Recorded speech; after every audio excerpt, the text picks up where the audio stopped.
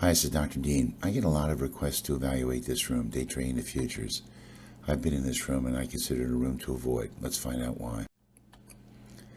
If you go to the website today, now you see this, rated as the top 5 futures day trading rooms out of 337.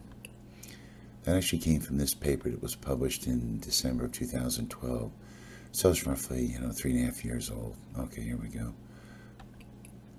So it's true, back in December 2012, there were 337 rooms. Now there's 1,062, so obviously that's a long time ago. But yet still, they have this on their page, and I've written them many times and asked them to take it down because I've rescinded it, right? It's no longer valid. So they leave it up, I guess, for 2 reasons. One, just to flaunt it to antagonize me or, make me angry. Or they're desperate. They need any form of marketing they can get. Doesn't really matter. It's not valid. All right, so let's move on. When I'm in a room like this, I take a lot of screenshots. This is one day. For example, this is a screenshot right here, and here, and here.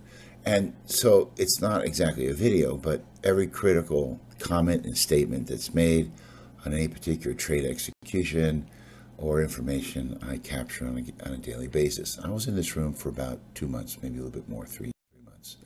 This is what you see. And I recognize that if you're in the room today, these kinds of graphics have changed, and they were changing when I was there as well.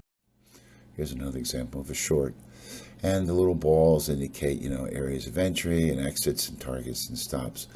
But they're not definite. They're identified, but they're not definite. Here's another one. There's several different types of indices for trade, some upwards of 8, for example, at any one time. Now, this is one of the principals, Jay Wireman. This is his mugshot. You can go check it out. And when I wrote his colleague, Jerel, and asked him for a track record just a few weeks ago, he says, no numbers, won't even bother. Oh, that's okay. The numbers are too easy to manipulate, and I suppose that it would include yours, but no track record. I asked several times. So the question might be, if this is a room to avoid, why would I have ever recommended it? And I'll tell you why. 4 years ago or so, my primary requirement for a room was that they show or state their trades. Show or state. And that was actually a very modest requirement. It's since become much more defined and specific. They must state their exact entry, their exact target or stop in advance. So when I was in their room and they showed these various levels of entries and exits and targets and so on, at the time, for the rooms I had seen, that was about the best there was. But I have since amplified and strengthen that rule number 1, that it must be exact. And they do not do that. So when it became obvious to me so many years ago that I needed exact entries, targets, and stops, and I asked them for that, they did not have that. So that was the reason why they were recommended, and they were no longer recommended.